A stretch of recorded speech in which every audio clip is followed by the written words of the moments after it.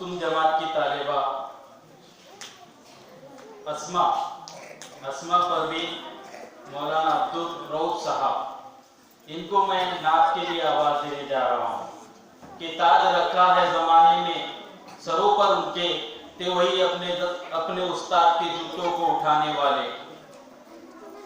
ताज रखा है जमाने में सरों पर उनके, थे वही अपने उस्ताद के जूतों को उठाने वाले।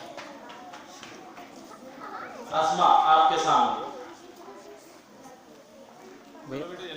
भैया माइक करो।